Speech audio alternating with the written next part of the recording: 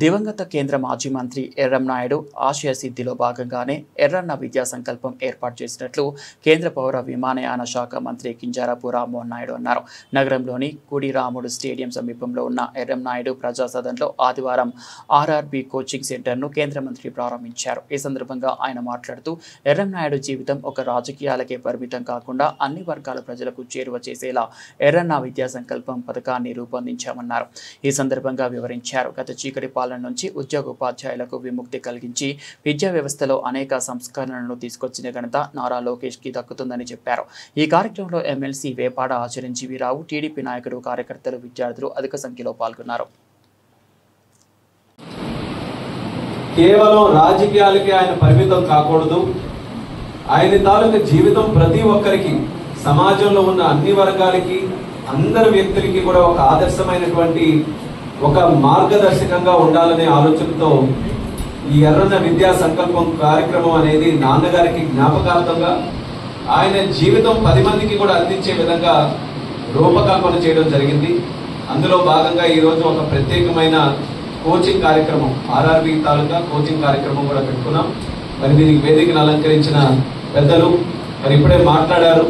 ఆయన ఎందుకు ఆ స్థానంలో ఉన్నారో ఆయన మాటల ద్వారా మనం అందరం కూడా తెలుసుకున్నాం. కేవలం రాజకీయాలని ఆలోచించుకొని వచ్చినటువంటి వ్యక్తి కాదు.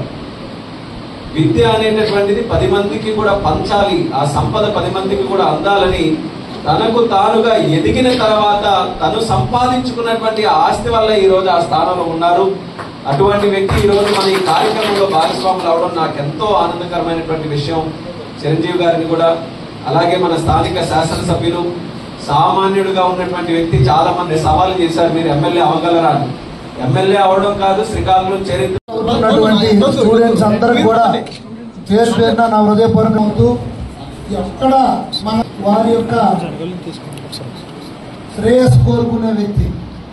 ఈవెన్ హైదరాబాద్ లో ఉండేటప్పుడు కానీ, ఢిల్లీలో ఉన్నప్పుడు కానీ తెలుగు వారు అనేవారు ఎవరైనా ఆపదలో ఉంటే బస్ టికెట్లు లేకపోతే, ట్రైన్ టికెట్లు లేకపోయినా వాళ్ళకి అక్కడ ఉండి తప్పిపోయినా వాళ్ళకి అక్కడ ట్రైన్ రిజర్వేషన్ చేసి, లేకపోతే బస్సుల్లో రిజర్వేషన్ చేసి వాళ్ళ ఇల్లుకి పంపించడం అనేది మొదటి నుండి కూడా చూసుకుని ఉంటే వాళ్ళు ముద్దుగడ్డగా శ్రీకాకుళం ప్రజల విషయంలో అలాగేమో అలా కాకుండా ఎన్రోల్ చేసుకొని వాళ్ళకి ఒక ఎగ్జామ్ కండక్ట్ చేసి అందులో టాప్ 130 మెంబర్స్ తీసుకున్నారంటే దీంట్లో చిత్తశుద్ధి ఎంత ఉందో మీరు గమనించాలి.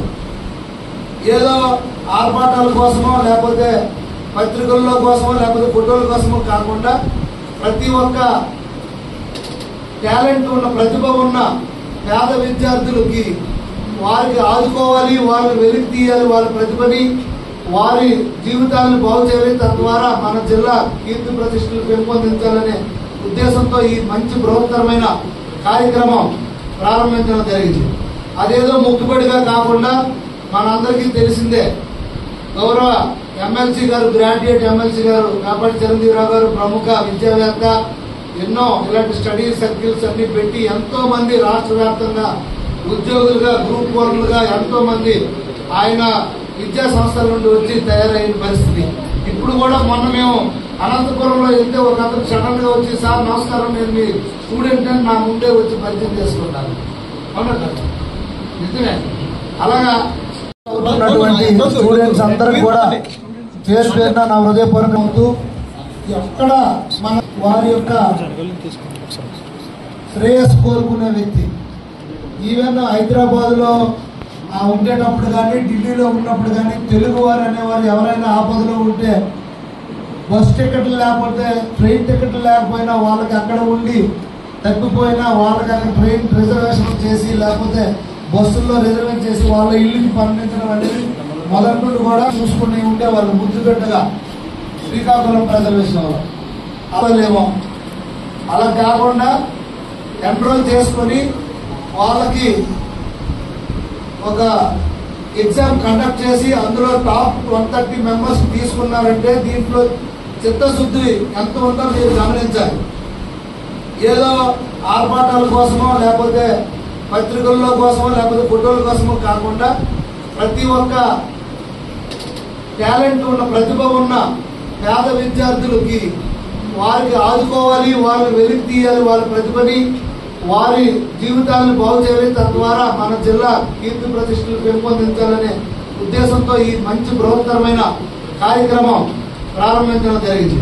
అదేదో మొక్కుబడిగా కాకుండా మనందరికీ తెలిసిందే, గౌరవ ఎమ్మెల్సీ గారు, గ్రాడ్యుయేట్ ఎమ్మెల్సీ గారు కాపాటి చిరంజీవిరావు గారు ప్రముఖ విద్యావేత్త, ఎన్నో ఇలాంటి స్టడీ సర్కిల్స్ అన్ని పెట్టి ఎంతో మంది రాష్ట్ర వ్యాప్తంగా ఉద్యోగులుగా, గ్రూప్ వన్లుగా ఎంతో మంది ఆయన విద్యా సంస్థల నుండి వచ్చి తయారైన పరిస్థితి. ఇప్పుడు కూడా మొన్న మేము అనంతపురంలో వెళ్తే ఒక అతను సడన్ గా వచ్చి, సార్ నమస్కారం, నేను మీ స్టూడెంట్ అని నా ముందే వచ్చి పరిచయం చేసుకుంటాను. అవునా సార్? నిజమే. అలాగా తయారు చేసి మళ్ళీ స్టూడెంట్స్ వద్దకు పంపించి మీకు ఇందులో అనుకూలంగా ఉందా, ఇంకేమైనా మెరుగుపరచాలనే ఉద్దేశంతో కూలంకషంగా దీని వెనక ఒక టీం ఎర్రన్న విద్యా సంకల్పం ఎంతో కృషి చేసింది. ఆ కృషి చేసి ఒక కాంపిటేటివ్ మోడల్లో ఒక నాణ్యమైనటువంటి మెటీరియల్ ఈరోజు ఒక నాణ్యత కలిగినటువంటి ప్రతిభావంతులైనటువంటి స్టూడెంట్స్కి ఈరోజు అందించడం జరుగుతుంది. అలాంటి ఈ కార్యక్రమంలో నేను కూడా పాల్గొంచుకున్న మహానుభావుడి యొక్క పేరుతో జరిగిన ఈ కార్యక్రమంలో నేను ఒక ఎమ్మెల్యేగా పాల్గొనడం నాకు చాలా ఆనందంగా ఉంది. మీరందరూ కూడా ఈ మెటీరియల్ని సద్వినియోగపరుచుకొని కోచింగ్కి 70 మందే అటెండ్ అవుతున్నారట. ఇంకా 60 మంది ఎందుకు అవ్వట్లేదు 130 మందిలో? మీరు కూడా సిన్సియర్గా అటెండ్ అయ్యి ఈ మెటీరియల్ని యూజ్ చేసుకొని మీ అందరికీ ఉద్యోగాలు వస్తే ఆ ఆనందం వేరే. సో తప్పకుండా ఆ ఎర్రన్న గారి మనకి ఆశీస్సులు తప్పకుండా ఉంటాయి. అలాగే ప్రభుత్వం కూడా రానున్న రోజుల్లో కూటమి ప్రభుత్వం, గౌరవ ముఖ్యమంత్రి వర్యులు కానీ, విద్యాశాఖ మంత్రి నారా లోకేష్ అన్న గారు కానీ, అలాగే పెద్ద ఎత్తున కేంద్ర ప్రభుత్వం కానీ మనకి ఉపాధి అవకాశాలు కల్పించాలి, ఉద్యోగ అవకాశాలు కల్పించాలని పెద్ద ఎత్తున రిక్రూట్మెంట్ జరుగుతున్న సమయంలో ఇలాంటి కాంపిటేటివ్కి మీరు ఇలాంటి మెటీరియల్స్ మీకు తప్పకుండా ఉపయోగపడుతుందని నేను మనస్ఫూర్తిగా నమ్ముతున్నాను. ఇలాంటి మంచి కార్యక్రమాన్ని ప్రారంభించినందుకు రామన్నకి ప్రత్యేకంగా హృదయపూర్వక ధన్యవాదాలు, అభినందనలు తెలియజేసుకుంటూ ఈ మంచి కార్యక్రమంలో నన్ను కూడా పాల్పంచుకునే అవకాశం కల్పించినందుకు ప్రతి ఒక్కరికి పేరు పేరుగా టీం ఎర్రన్న విద్యా సంకల్పం వారికి కూడా నేను హృదయపూర్వక నమస్కారాలు, ధన్యవాదాలు తెలియజేసుకుంటూ జై ఎర్రన్న. తండ్రి శ్రీకాకుళం జిల్లా ఖ్యాతిని ఢిల్లీ పార్లమెంట్ వరకు తీసుకెళ్తే కుమారుడు శ్రీకాకుళం జిల్లా ఖ్యాతిని అంతర్జాతీయ పార్లమెంట్ స్థాయికి తీసుకెళ్లారు.